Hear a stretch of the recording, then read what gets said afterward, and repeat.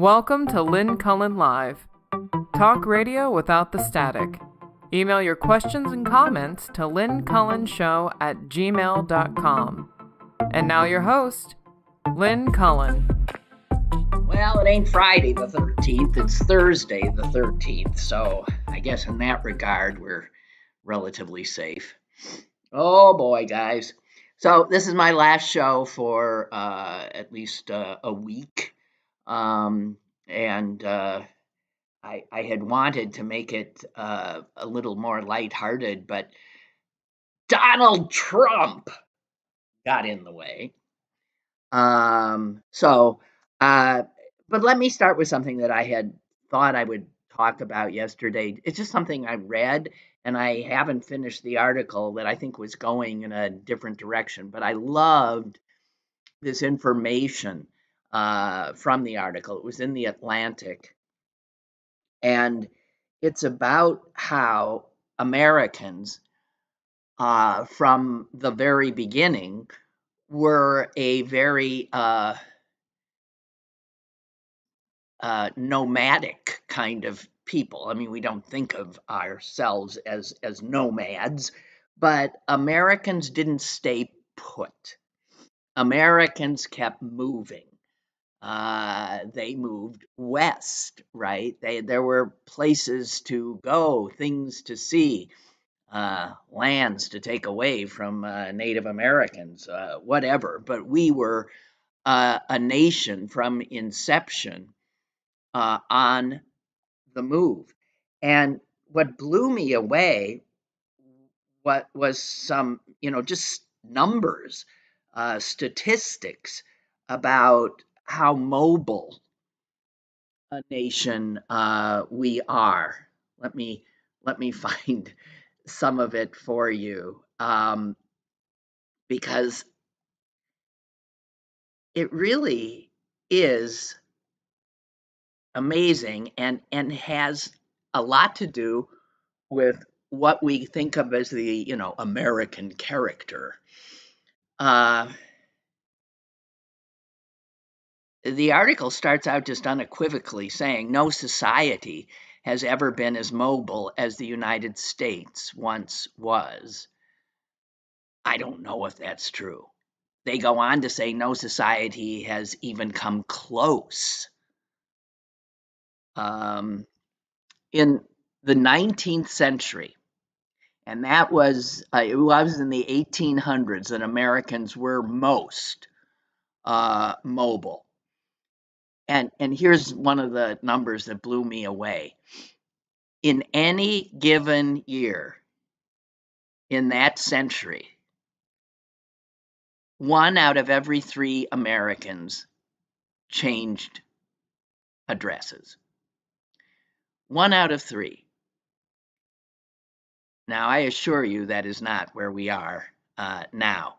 When Europeans would come here, they were often astonished at how Americans were always packing their bags and moving, if even just moving a few blocks away. I think what Americans were always doing is moving up, right? A French writer in 1835 said this: "The American is devoured with a passion for locomotion. He cannot stay in one place." And Americans who had come from other lands were acting differently from their native lands. The Irish didn't move like that. The Germans didn't move like that, the French, the Italians, but when they got to America, they did. And it's part of why they came. The people who came were the kind of people who weren't inclined to sit still. It's why this country grew so strong so rapidly, I feel. And those immigrants knew that the key to success in America is and has to do with willingness to move. A newspaper, I don't think it's said which one, a 19th century newspaper explained, "We are a migratory people, and we flourish best when we make an occasional change of base. We have cut loose from the old style of human vegetation, that former method of sticking like an oyster to one spot through numberless succeeding generations." And that, of course, was the European model, but not the American. And I don't know, I always had the sense of to be American was to be mobile. I'm not living where I grew up. And when I got to Pittsburgh, I was truly taken, and still am, by Pittsburgh being this strange enclave of where people didn't move. Very unlike, of course, the downturn in the steel industry in the late 70s, early 80s did change that, in that a whole bunch of Pittsburghers who otherwise would have stayed here, again, generation after generation after generation, were forced to move. But throughout the 19th century, into the 20th century, in America, through World War I, through World War II, Americans kept on moving. And it's true, as they moved, they tended to move up. They broke away from social hierarchies. If you were, a nobody where you came from, and it was known you were a nobody, all you had to do is pack your bags and go someplace else and become a somebody. So Americans were constantly breaking free of these social hierarchies, from declining towns, from dead-end jobs. I mean, I don't think there was any chance that my parents' 3 children would stay, much to my father's disappointment. He, of course, had wanted us all to stay, to live close to each other. But we were Americans, and we went away. We went away to college, and then we went away to where jobs were. And if you're from a small town, and Green Bay, Wisconsin is a small town, there just are not that many opportunities. So you leave. And this constant migration of Americans shaped a new way of thinking. And here's a historian opining on this. And this is where I was so taken by the article. You see, when the mobility of population was so great, and by the way, it's not anymore. Very recently, we've stopped moving. But it was still, we were this mobile nation into the 60s and 70s of the last century. But when a population is that mobile, the strange face, the odd accent, the curious way of dressing, and an unaccustomed religion, it ceased to be a matter of comment. All kinds of people were always around, and they were moving amongst one another. And as all these different kinds of people, Americans, lived alongside one another, the possibilities of a pluralistic nation opened up. The term stranger in other countries, in other cultures, is often synonymous with or very close to enemy. I think the animals that we are, in our DNA, a stranger is enemy because it is an unknown and you have to be on guard against the stranger. But in America, in this land of constant mobility and all of these different kinds of people, a stranger was just the next guy. And in fact, a common form of saying hello in America was howdy, stranger, an embrace of the stranger. You know, as I say this, it makes me want to weep. Because what I'm talking about here is what made us great and potentially great. What made others envious of us. Americans, howdy, stranger. Not looking at someone different with fear.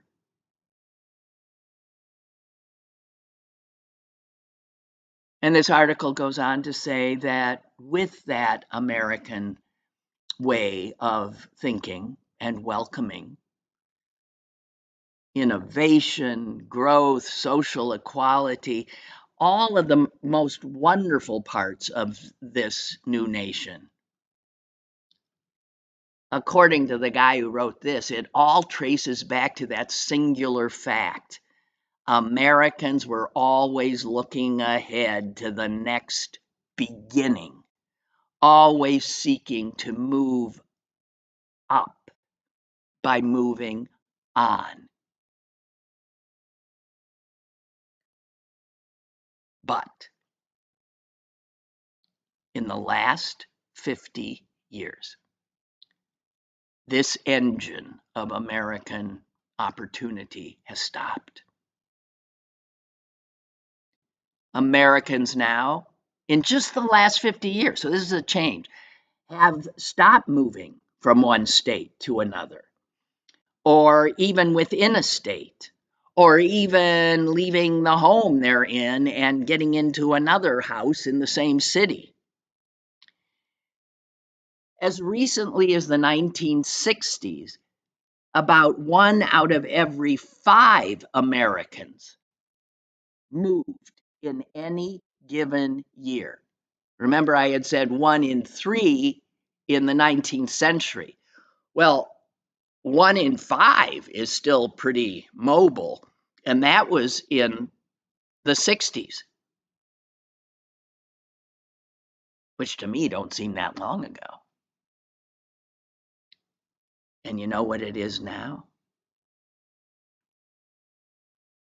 From 1 in 5, 50 years ago, to 1 in 13. We've never been as stuck, as not moving.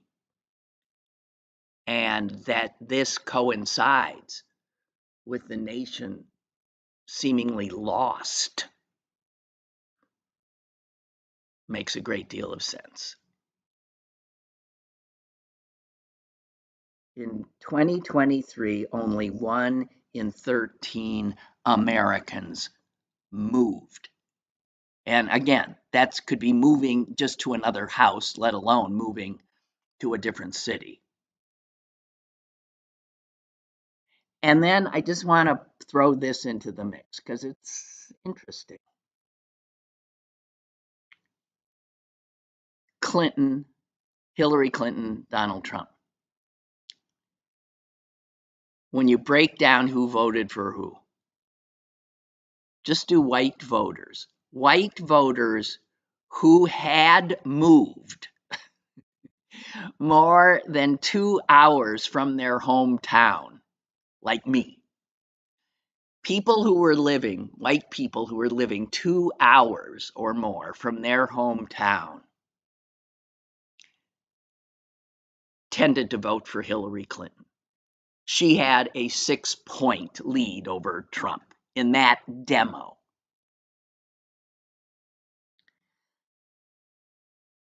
People who were living within a 2-hour drive.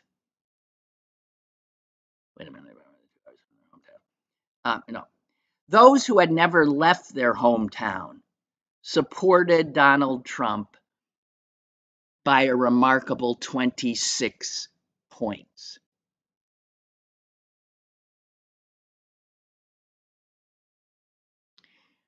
People who stay put, who don't get to know strangers, who only know what they know, they get stuck. And they often get stuck not only in their heads, but in their upward mobility. And it is that group, that angry, frustrated, alienated group, that Trump tapped into.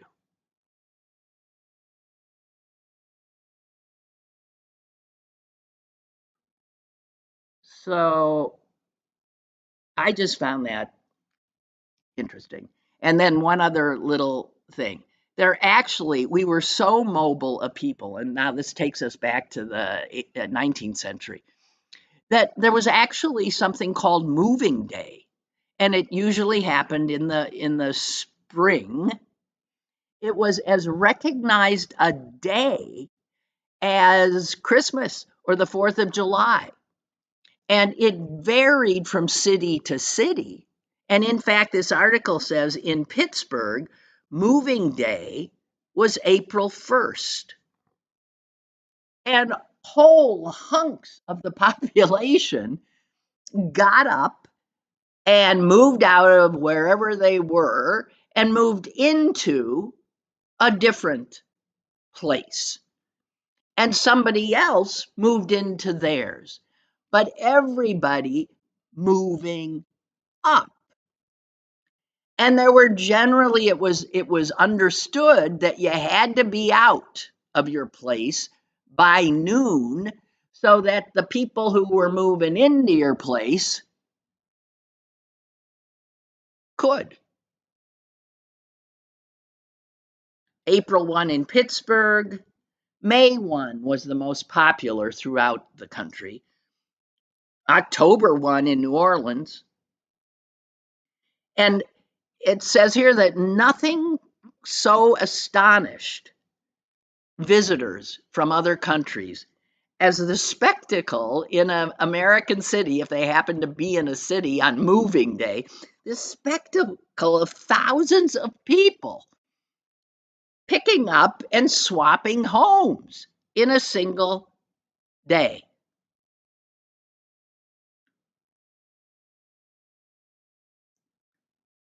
One Chicago newspaper in 1882 says, this is where they said, it is quite as recognized a day as Christmas.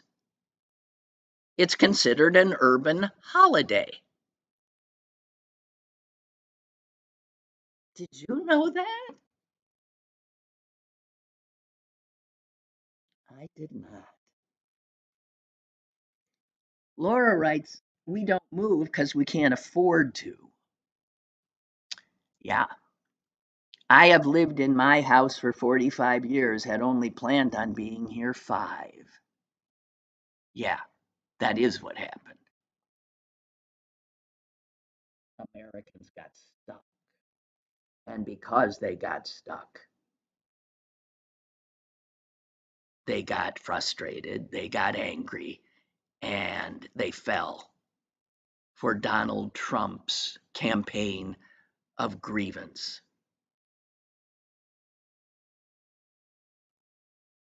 This article says America is often described as suffering from a housing crisis, but that's not really right.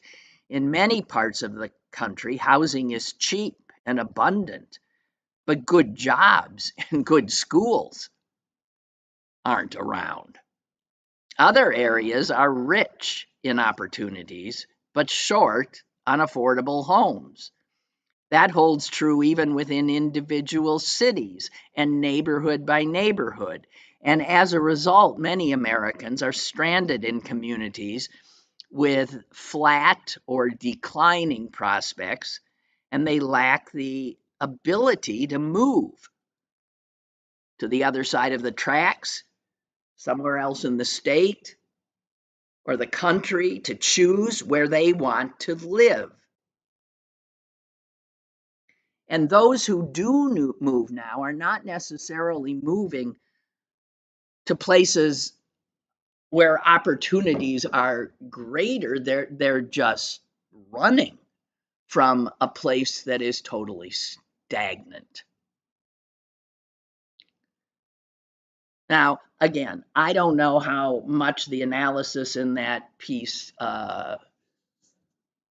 work holds up, but I found this whole idea of the locomotive American fascinating, and because I lived it. I mean, my family lived it. My grandfather was the immigrant. He moved the farthest, and yeah, although my dad did not, but his children did. So yeah, you fan out. And you know, when you live in different places, you do. That kind of life experience gives you um, a kind of wisdom.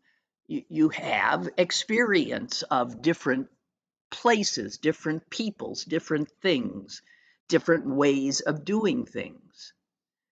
And you're not as inclined to feel like there's a right way or a wrong way.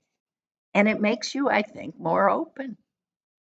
So you say, howdy, stranger. Mary Frances writes, when I left the Johnstown area to attend graduate school at Ohio University in Athens, Ohio, my family and friends were shocked. Why can't you stay local? Why can't you attend Penn State or Pitt?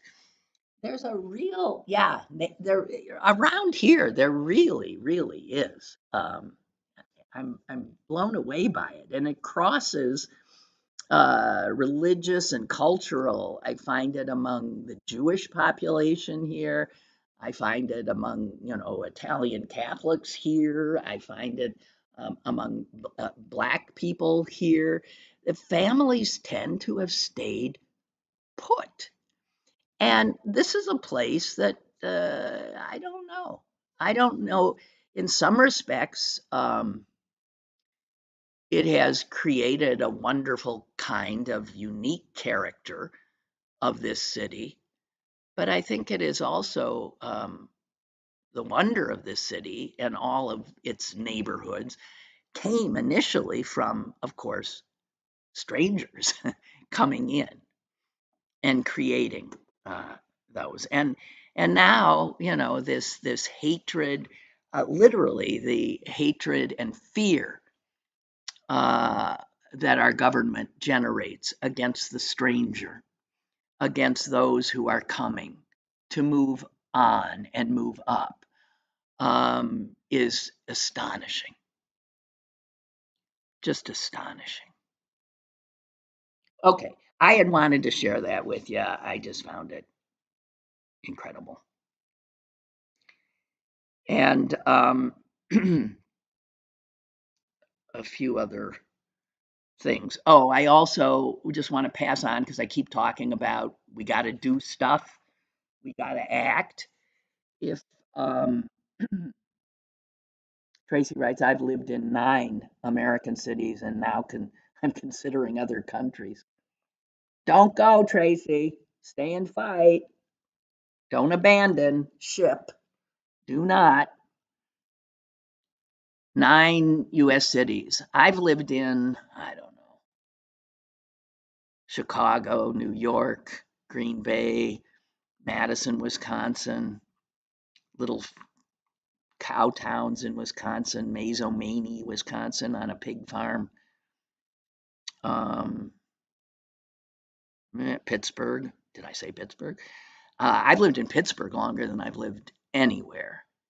Yeah.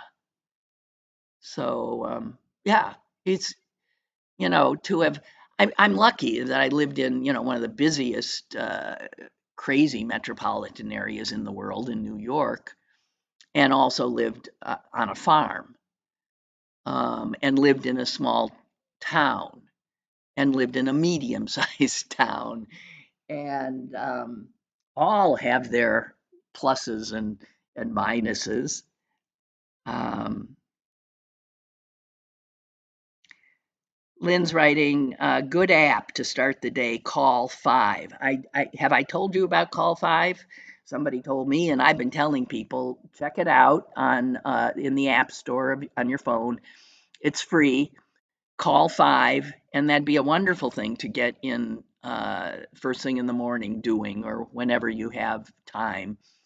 It very quickly gives you uh, the names and phone numbers of public officials and helps connect you so you can call. Even gives you ideas for things you might want to say. So there is that you can do. There is, and I'm going to keep beating this. There's February 28th, the last day of this month. Put it in your calendar. That day, we collectively sit on our wallets. We do not pull out a credit card, a debit card. We do not spend a dime. If millions of Americans do that, it will be felt. Just a little tap on the shoulder of the powers that be. Hey guys, we've got power too, and we are not happy. It's an easily done action. Pass the word on that one, February 28th. And tomorrow, if you're inclined, at noon at the Federal Building, I think that's 310 Grant Street.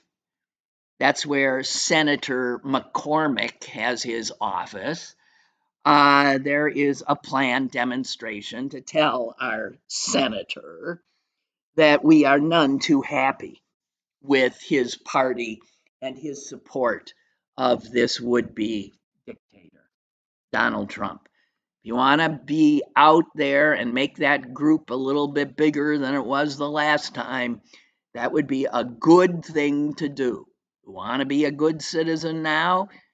That'd be a way to do it tomorrow at noon. I can't. I'll be in the operating room. Okay. A few things I want to point out. I was heartened to see a full page ad, page 7 of today's New York Times,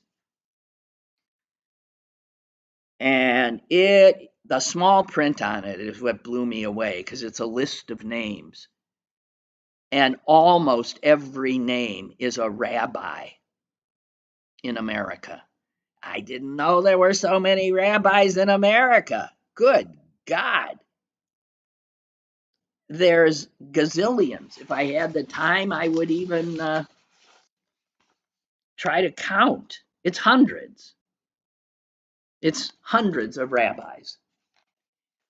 And what they signed is this: Trump has called for the removal of all Palestinians from Gaza. Jewish people say no, and there's a huge no, to ethnic cleansing. And then there's these just endless signatures of rabbis in the United States. Whoa, just whoa.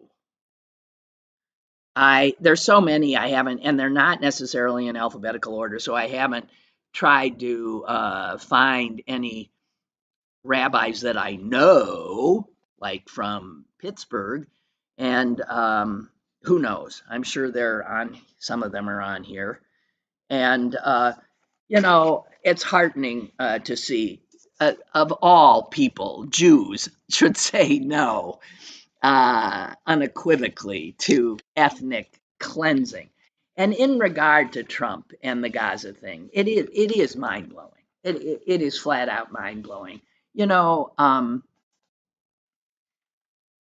is ethnic cleansing, which is what he's flat out called for, is a war crime. It's by every definition of any even, I guess there was some kind of a governing rules of war that dates back to prior to the Civil War, and it was called the Lieber Code, and it said that forced deportation of people is a war crime.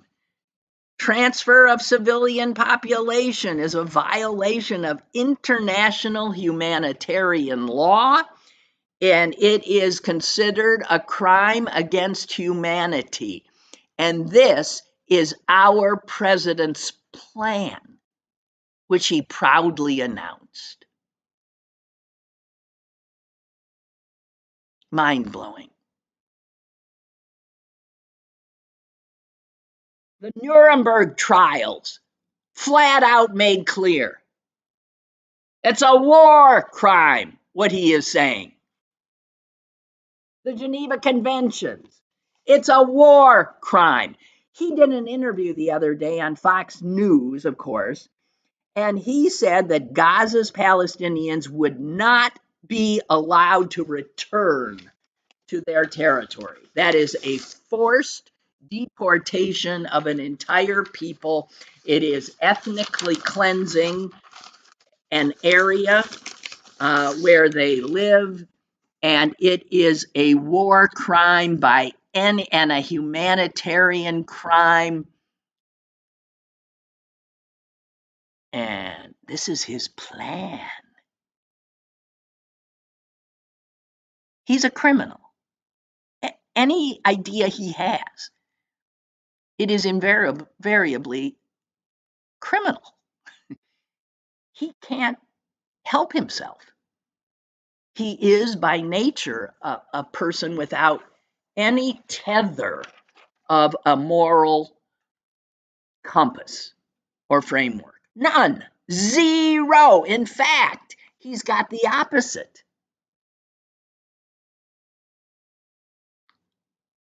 You know who I was feeling sorry for today, and it shocked me, but I did think of him. I didn't really feel sorry for him.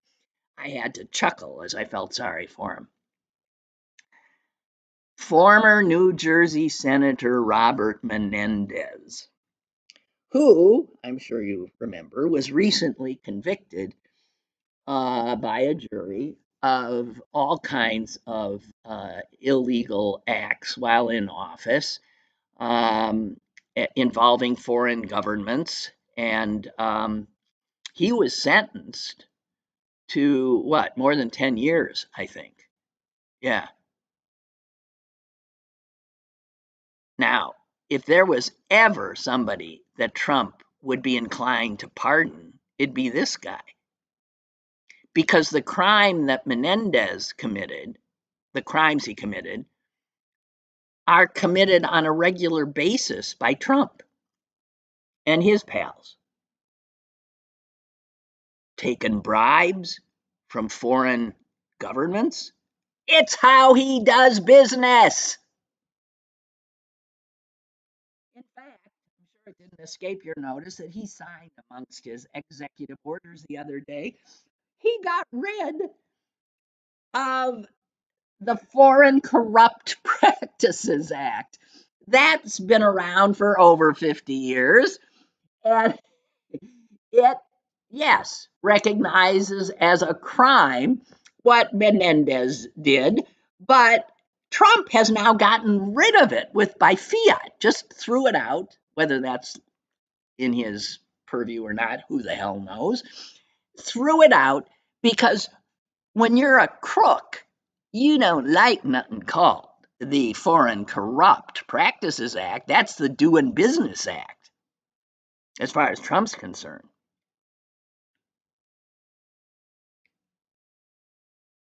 And that's the same. I think it was the same day he signed that. He let the Rod Blagojevich, the former Illinois governor, out of prison. He being in prison for trying to sell Barack Obama's Senate seat. And this is the kind Trump believe. Remember one of Trump's guys, and he didn't get in trouble for it, was found to have been asking people for money. Epstein was Boris. He was asking people before Trump had taken office to give him money if they wanted to be in the administration. This taking of bribes is it's mother's milk to these guys. And Trump also ordered the shutdown of this program that was put in place to seize the assets of foreign crooks, the kleptocrats. See, Trump is a kleptocrat. All of his guys are kleptocrats. And a lot of kleptocrats from Russia and other corrupt nations, they sometimes bring their loot here. And we had an act in which we were trying to grab some of that ill-gotten gain. And Trump just shut that down as well, because that was aimed at, hurting people like him. So we're not scrutinizing efforts by foreign entities aimed at United States officials. Just not going to do it. And a former FBI agent, who, by the way, identifies as a Republican, said, this just sends a message that says, you want good contracts? You pay bribes. And she went on to say, having fought corruption like this for 28 years, I don't think the efforts to fight kleptocracy and corruption have gone too far. If you want to live in a world where rules apply, well, there are rules for us and not so much for the kleptocrats. Here's another former U.S. attorney from North Dakota. You got to bet this guy's probably, relatively conservative.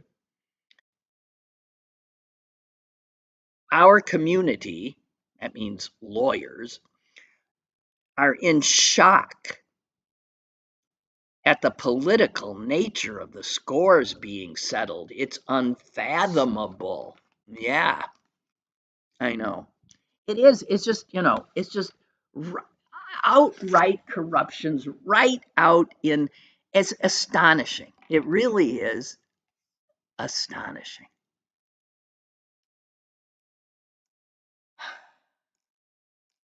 So You know, it, it explains why I was looking at this list of some of the higher ups in the government that have been shown the door. All of these government watchdogs, all of the inspectors general, you do that because you know you're about to raid these things. And you can't have no people around whose job it is to say, hey, you can't do that. That's against the law. So there is no inspector general at the Agriculture Department. There is no inspector general at the Commerce Department, at the Defense Department, at the Education Department. For that matter, there isn't going to be an Education Department. There is no inspector general at the Energy Department, the Interior Department, the Labor Department, the State Department, the Transportation Department, the Treasury Department, the EPA, Veterans Affairs, Health and Human Services, the SBA, the Social Security Administration, the Office of Personnel Management, USAID, which doesn't even exist anymore. And yeah, the whole Privacy and Civil Liberties Oversight Board is toast. And the Office of Government Ethics essentially has been shuttered. We don't got ethics.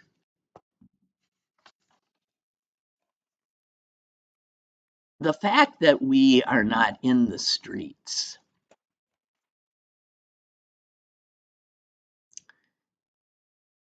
is almost as astonishing as what he's doing. What the hell does it take?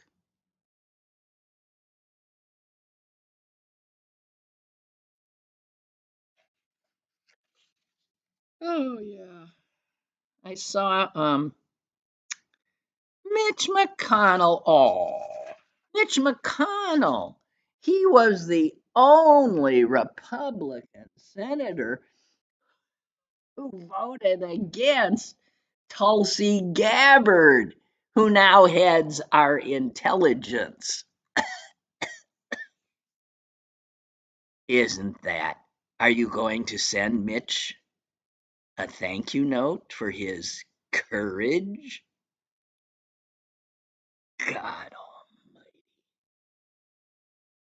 And he's expected to not vote for RFK, who of course will pass. So the only one who didn't pass was Gates because everybody hated him. Kash Patel will pass. They will all pass because we have no functional majority in the Congress. Extraordinary. And Mitch McConnell all of a sudden has, why he's outraged at the fact that, unbelievable, unbelievable. Um, okay, a few other things that I've seen and want to pass on to you in the time I've got left. Um, you know, this thing that they have said about New York City putting immigrants in luxury hotels. As soon as I heard them say that, I thought, I bet that's a lie. It is. It's a lie. Um, and what they did is really astonishing. The Trump administration, and it's not known how it happened because New York City had been paid by the oh shut oh god they're telling me when my surgery is. I knew that would happen. On Well, you probably know this. I mean, all right. Musk and Trump just flat out went into a private bank account. How did they do this? I think it was the money was held in a Citibank account. Citibank is not explaining how this happened, how $80 million went missing, taken out of an account that was the New York City account. Now, what Trump and Musk will say is they clawed it back. The reality is they have no right. It's thievery. And that Citigroup allowed it, capitulated, as everybody's doing. Citibank did not give any advance notice to New York City before it obsequiously transferred the money back to the federal government. And New York City didn't know about the missing money until it was already gone.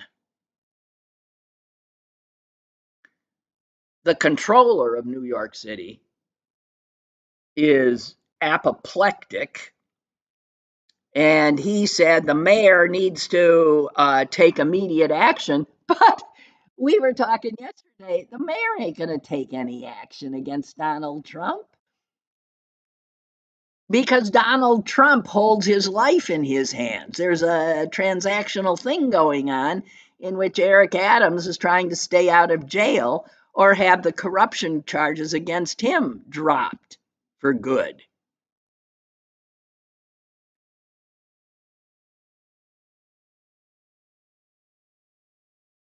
So the New York attorney, controller, um, he said this is just flat out highway robbery. And that money came from FEMA and was deposited, and now it's poof, gone from a private account.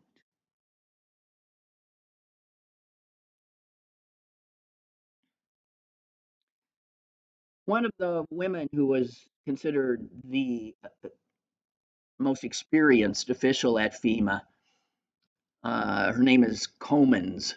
Uh, she oversaw billions and billions of dollars in these emergency funds. Um, and someone said, them saying that they were saying that money was taken from North Carolina, where there was that terrible destruction from the hurricane, and given to New York City, which is absolute bullshit. And here is somebody who studies federal aid and how it works. And she says anyone who knows how disaster recovery works knows that Congress sends money to FEMA for disaster recovery that is absolutely separate from FEMA's other programs. There is no way that disaster money for hurricane survivors would in any way, or for California or for Florida, where disaster money is being spent, is coming out of the same pot that this refugees housing would be coming from. They're just lying constantly through their teeth. Like, oh, and here, capitulation. Speaking of capitulation, see what Disney's done? Disney owns ABC, right? Disney, how much did they give Trump for that, for settling that totally bogus lawsuit? I can't remember how many millions he extorted from them. But Disney has now, you know, if you see some of their older cartoons, Their older feature cartoons, I mean, there's so much racist crap in them and stuff. And because they were made during a time when that was just, yeah, flat out, right out there in the open. And so Disney has put in the last 4 years or 5 years, has put a disclaimer at the top of those films that lets whoever's going to watch it know. It has this wordage, not all of it, but negative depictions and or mistreatment of people and cultures is included in this film. These stereotypes were wrong then and are wrong now. Well, you ain't going to be seeing that anymore. So if you want to see, any of the racist, like in Dumbo, there's a group of crows that is just flat out racist, and in fact, one of the crows is named Jim. Jim Crow. Huh, huh, huh, huh. Yeah.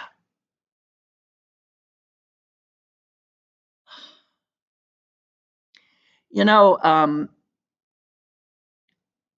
we could be looking at a government shutdown in a month. There has to be a budget in place. I think exactly a month. I think it's March 15th.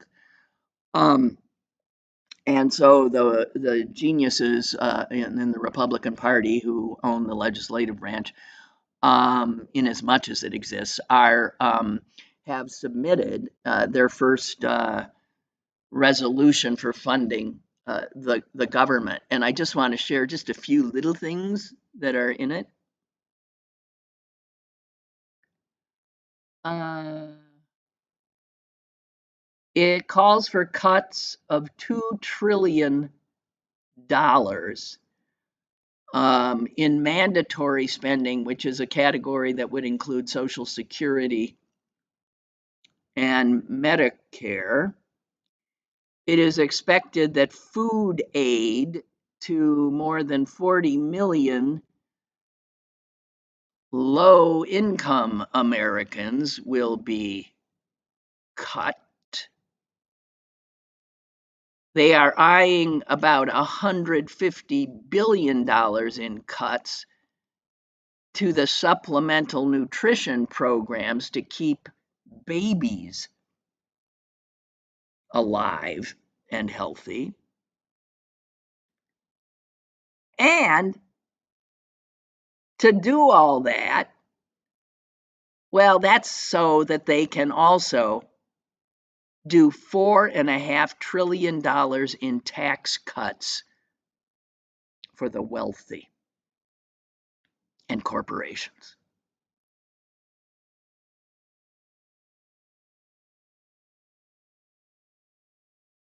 Which would be an increase of $4 trillion in the debt ceiling.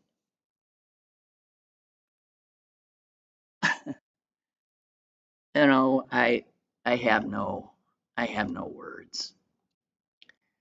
But we have got to continue to pay attention. And another clear act of weak-kneedness and just immediately succumbing. Local UPMC had put out a mandate a few days ago, right?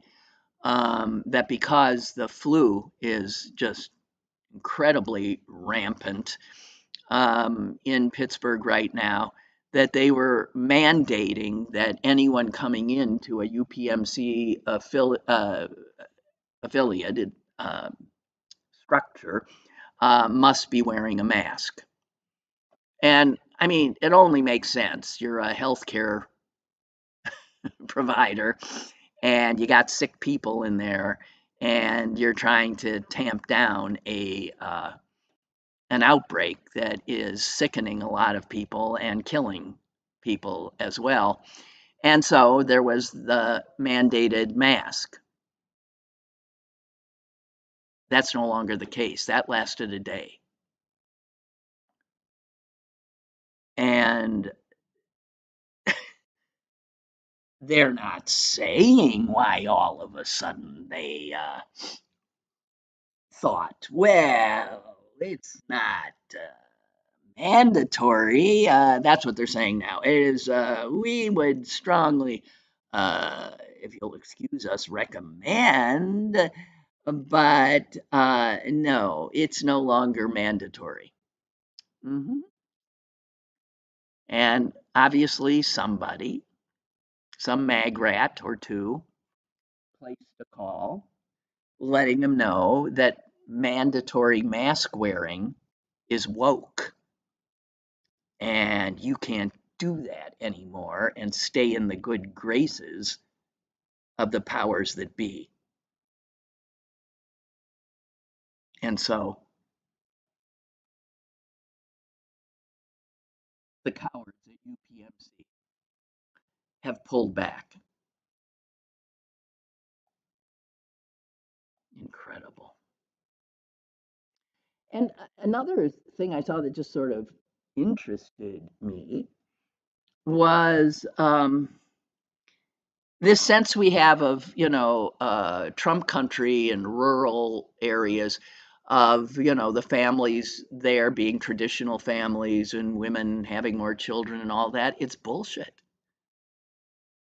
Says here, many Americans still imagine rural communities as bastions of tradition and where marriage is widespread and families have lots of children. And just 25 years ago, that was still true. Just 25 years ago, it was still true. It ain't anymore. Research, actual numbers show that over the last 30 years, among women ages 15 to 44, marriage rates have fallen much faster for rural women than urban women. The proportion of rural women in the last quarter century, 25 years, who were married fell from 55% were married, and now it's just 33%. And while marriage among urban women has also declined, it has not seen that kind of decline. So, children living in rural areas, children who live with two married parents, you don't see much of that. Those rates declined at more than twice the rate of urban children.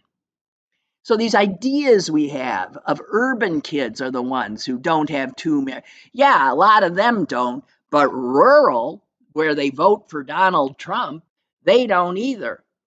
White, Black, and Hispanic children in rural areas all are part of this decline, while at the same time, the proportion of urban white children living with married parents remains stable. And Black children in urban areas living with married parents actually has risen.